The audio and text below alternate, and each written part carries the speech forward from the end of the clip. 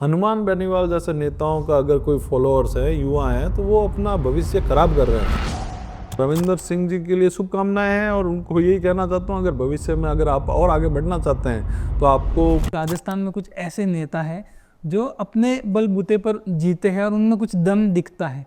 जैसे हनुमान बेनीवाल हो गए, उनकी तो अपनी अलग पार्टी है और वो बोलते भी है कि राजस्थान में सबसे ज़्यादा लड़ाई कोई लड़ रहा है तो वो हनुमान बेनीवाल लड़ रहा है।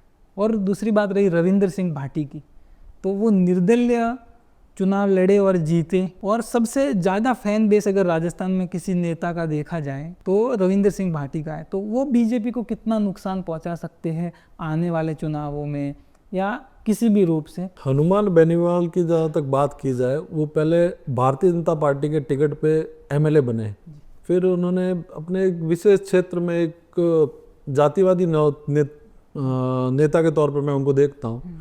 और जब वो सांसद बने तो भारतीय जनता पार्टी के साथ कोलैबोरेशन किया और फिर अभी कांग्रेस के साथ गठबंधन कर कर अपने सांसद बने। कभी वो दोनों को छोड़ देते हैं। हाँ, कभी वो दोनों को छोड़ देते हैं। और वहाँ तक नागौर की स्थिति ये है कि वो कई वहाँ के स्थानीय जाट नेताओं को भी महिला नेता है उनको माँ बहन तक की गालियाँ देते हैं, अपने कार्यकर्ताओं को मारपीट करते हैं और एक हमेशा कहते हैं मैं तुम्हारे लिए लड़ता हूँ। अब मैं ये कहना चाहता हूँ कि आप अगर सत्ता में आते हैं कहीं पे तो आपने लड़ने की ज़रूरत नहीं है, आपको आम जन के, अपने समाज के, अपने आम जन के काम करवाने की ज़रूरत है ताकि आम जन का विकास कर सको आप।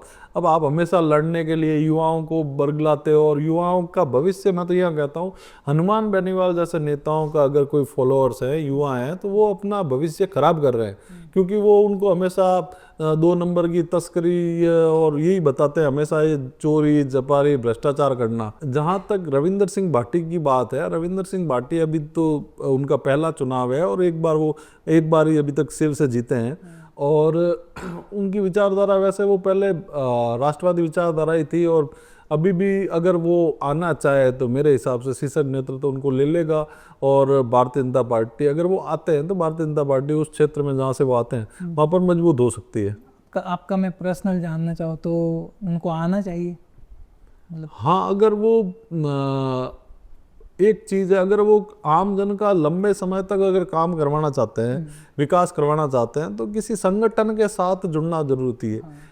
अगर आप कहेंगे संघे शक्ति कलयुगे, अगर जब तक आप किसी संगठन के साथ नहीं जुड़ेंगे आप लोगों के काम नहीं करवा पाएंगे। अभी वो भले ही वहाँ से स्थानीय एमएलए हैं, निर्दलीय एमएलए, लेकिन वहाँ पर जो काम है हमारे भारतीय जनता पार्टी के हारे हुए प्रत्याशी स्वरूप सिंह जी खारा उस क्षेत्र में बहुत बढ़िया काम कर रहे हैं।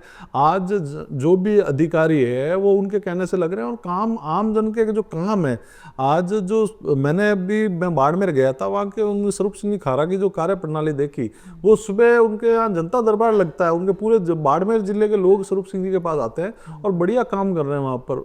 तो मैं रविंदर सिंह जी के लिए शुभकामनाएं हैं और उनको यही कहना चाहता हूँ, अगर भविष्य में अगर आप और आगे बढ़ना चाहते हैं तो आपको संगठन के साथ जुड़ना चाहिए।